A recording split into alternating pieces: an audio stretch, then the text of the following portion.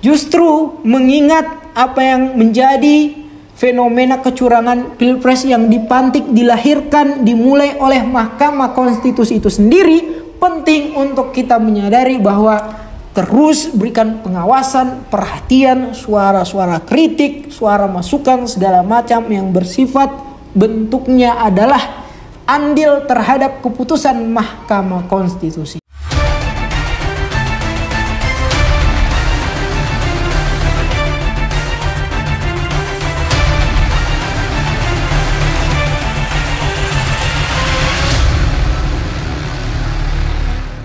Bismillahirrahmanirrahim. Assalamualaikum warahmatullahi wabarakatuh. Alhamdulillahirrabbilalamin. Allahumma salli ala sayyidina Muhammad wa ala ali sayyidina Muhammad.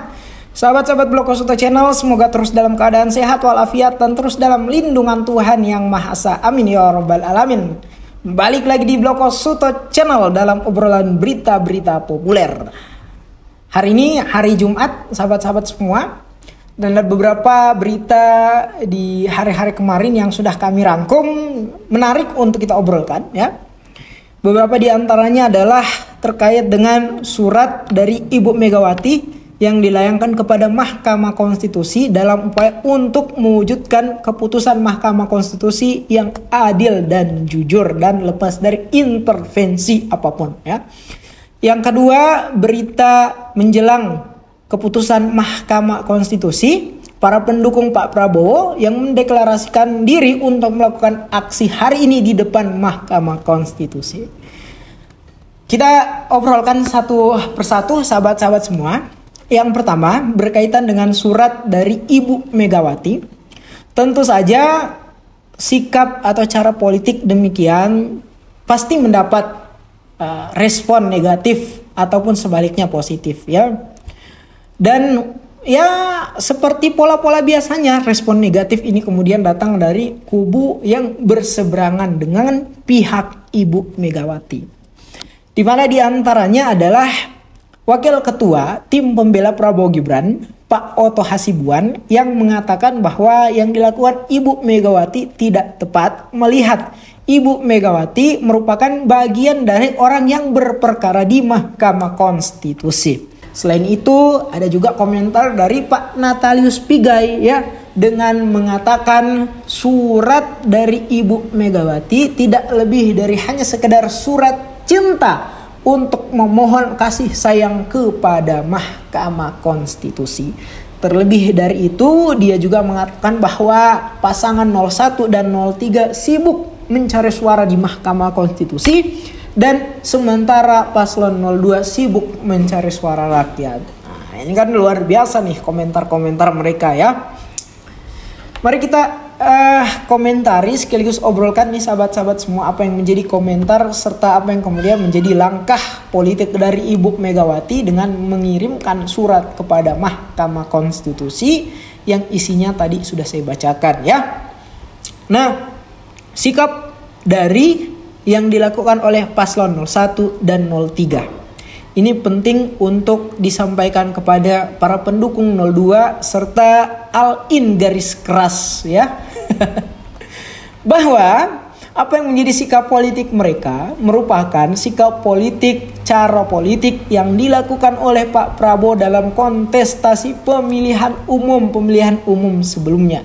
Bahkan dalam 3 kali pemilihan umum yang menghasilkan kekalahan bagi Pak Prabowo, ia tidak pernah absen di Mahkamah Konstitusi untuk kemudian melakukan gugatan atas hasil pilpres sebelumnya. Ini kan luar biasa. Jadi kalau ada kemudian pihak dari paslon 02, pihak Prabowo Gibran yang menilai negatif atau kemudian menilai secara sinis langkah politik dari pasangan calon 01 dan 03, penting untuk kemudian mereka kita sodorkan sejarah pilpres sebelumnya ya, di mana paslon yang mereka dukung itu tidak pernah absen dalam gugatan kepada Mahkamah Konstitusi, dan Mahkamah Konstitusi selalu menghasilkan keputusan kekalahan bagi Prabowo ya. Nah, yang kedua ya, berkaitan dengan komentar dari Pak Natalius Pigai bahwa Paslon 01, Paslon 03 sibuk mencari suara di Mahkamah Konstitusi, sementara Paslon 02 sibuk mencari suara di rakyat. Bahwa Paslon 01 dan 03 ini bukan mencari suara di Mahkamah Konstitusi, sebagaimana apa yang kemudian dikatakan, ditegaskan, dijelaskan oleh Pak Refli Harun sebagai bagian juga dari tim hukum Paslon 01, bahwa mereka tidak membicarakan tentang hasil Pilpres. Karena kalau mereka membicarakan tentang hasil Pilpres, sama saja dengan mengamini apa yang menjadi proses dari Pilpres tadi ini. Jadi mereka berbicara tentang proses dari pemilihan presiden yang di dalamnya terdapat skenario politik kotor serta praktik-praktik kecurangan yang tidak terbongkar dan harus dibongkar. Sehingga apa yang kemudian dicari oleh Paslon 01, Paslon 03 bukan suara, tetapi keadilan yang hari ini sudah lama hilang selama rezim Pak Joko Widodo. Terlebih dalam kontestasi pemilihan umum tahun 2024. Itu ya. Yang ketiga, bagaimana mungkin kita sebagai rakyat Indonesia tidak mewajari apa yang menjadi langkah politik dari Paslon 1 dan Paslon 3. Sementara memang secara kasat mata sangat jelas berbagai macam praktik kotor itu nampak di depan mata kita secara kasat gitu ya. Yang kedua, berkaitan dengan berita para pendukung Pak Prabowo yang akan melakukan aksi di depan Mahkamah Konstitusi dan mendapat tanggapan dari Pak Prabowo sendiri untuk menghimbau kepada para pendukungnya tidak usah melakukan aksi untuk menjaga ketertiban dan keamanan bangsa Indonesia. Luar biasa nih ya. Kalau angkanya sudah berpihak pada kemenangan Pak Prabowo, ya lain lagi narasinya, sudah agak bijak ya. Kita lihat di tahun 2019 ketika hasil Pilpres itu tidak menguntungkan beliau, secara eksplisit terbuka di depan halayak beliau berpidato, pemilu kali ini curang dan harus kita lawan. Agitasi kepada para pendukungnya melakukan aksi demo, tetapi kemudian dalam aksi tersebut mereka direpresi, ditendang, dipukuli, disemprot gas air mata, ya, water cannon dan lain sebagainya. Ucuk-ucuk di belakang ternyata Pak Prabowo ikut dalam lingkar kekuasaan untuk menikmati kekuasaan, ya. Dan di belakangan akhirnya kita melihat ternyata kalau beliau tidak ikut dalam lingkar kekuasaan, banyak usaha-usaha atau bisnis beliau yang mandek. Luar biasa ya. Hari ini pidatonya semakin bijak. Tahun 2019 para demonstran melakukan vandalisme, jelas-jelas itu merupakan perkara pidana. Beliau tidak hadir sebagai tokoh atau pahlawan untuk kemudian menghentikan aksi-aksi dari para pendukungnya. Luar biasa nih ya. Lebih dari itu, sebetulnya kami melihat bahwa yang pertama, Pak Prabowo betul-betul sudah mencaplok habis apa yang disebut dengan Jokowisme. Kalau teman-teman semua sadari apa yang kemudian menjadi penolakan dari masyarakat tentang Undang-Undang Cipta Kerja, penolakan di mana-mana, chaos di mana-mana akibat demonstrasi yang tidak kondusif, Pak Jokowi justru pakai tenaga jasa influencer, artis-artis yang membantah apa yang menjadi tuntutan dari para pendemo, masyarakat sipil, akademisi, mahasiswa dan lain sebagainya, ya. Nah, inilah yang dilakukan oleh Pak Prabowo hari ini, mencontohi apa yang disebut dengan Jokowisme, ya. Kalau hari ini masyarakat Indonesia meriakan tentang pembongkaran hasil kecurangan Pilpres 2024, dia pakai para pendukungnya dan di akhir dia kemudian menghimbau seakan-akan menjadi pahlawan. Maka tidak salah kemudian orang-orang mempertanyakan apakah masanya yang disuruh mundur ataukah uangnya yang tidak ada untuk membayar masa yang ingin melakukan aksi di depan Mahkamah Konstitusi, ya. Nah, Dan yang kedua, bahwa kami menyadari terlihat drama yang begitu unik.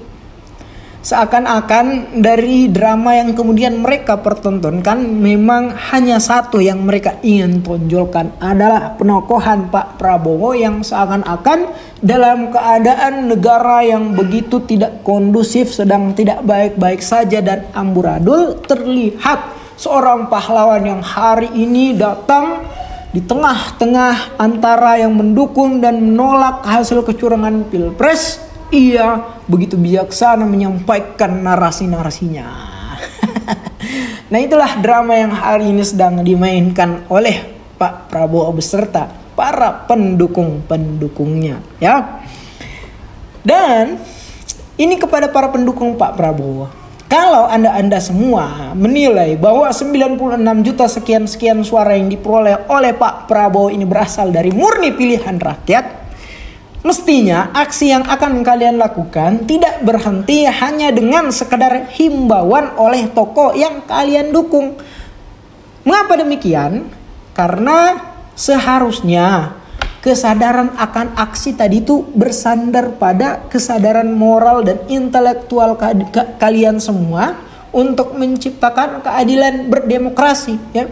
Kan ini yang kalian tuntut nih, keadilan berdemokrasi, di mana kalian merasa bahwa 96 juta itu adalah suara rakyat dan kok masih ada pihak-pihak yang kemudian menuduh ada intervensi dari hasil perolehan suara tersebut dan lain sebagainya tadi. Seharusnya kalian bersandar pada itu, keyakinan moral dan intelektual kalian, bukan hanya sekedar himbauan oleh salah satu tokoh, ya. Sehingga tidak salah apabila kemudian rakyat menilai pada akhirnya ya pola ini akan demikian terjadi kalau sistem orang-orang kelompoknya ini menjalankan pola otoritarianisme, pola otoriter. Jadi dari pimpinan mengatakan A, ya begitu juga dengan para pengikut-pengikutnya, ya pasti siap siaga untuk juga kemudian bersikap A. Nah, sahabat-sahabat semua, hari ini balik lagi di Mahkamah Konstitusi. Sudah tidak akan dilaksanakan persidangan dan akan mengumpulkan berbagai macam kesimpulan dari para hakim-hakim yang akan mengarah pada keputusan Mahkamah Konstitusi nanti. Tetapi apakah dalam keadaan tidak ada agenda lagi dalam bentuk persidangan di Mahkamah Konstitusi, rakyat, warga negara, siapapun itu tidak berhak untuk kemudian melakukan sikap atau cara-cara yang dilakukan oleh Ibu Megawati? Tidak, ya. Justru mengingat apa yang menjadi fenomena kecurangan Pilpres yang dipantik, dilahirkan, dimulai oleh Mahkamah Konstitusi itu sendiri, penting untuk kita menyadari bahwa terus berikan pengawasan, perhatian, suara-suara kritik, suara masukan segala macam yang bersifat bentuknya adalah andil terhadap keputusan Mahkamah Konstitusi itu.